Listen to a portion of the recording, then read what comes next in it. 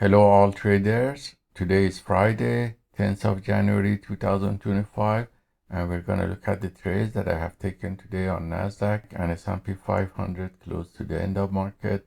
If we look at the 1 hour macro chart, we see that the price was fluctuating between the previous day low and close on all E-minis, and it started to go down pre-market.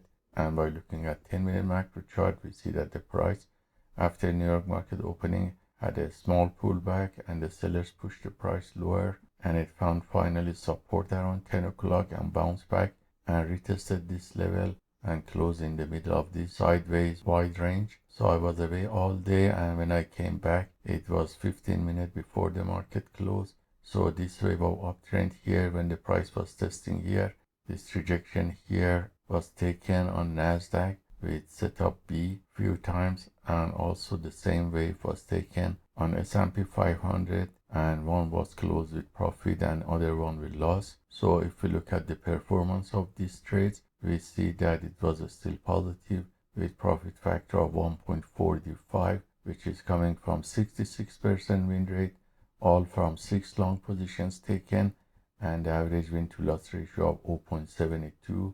The largest winning trade was $260, and the largest losing trade was $404. So that was the summary of the trades that I have taken on the futures prop firm accounts.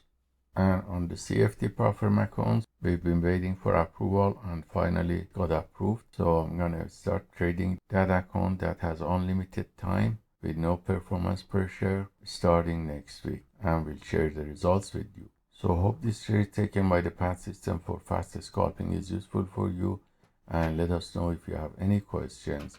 Have a wonderful day.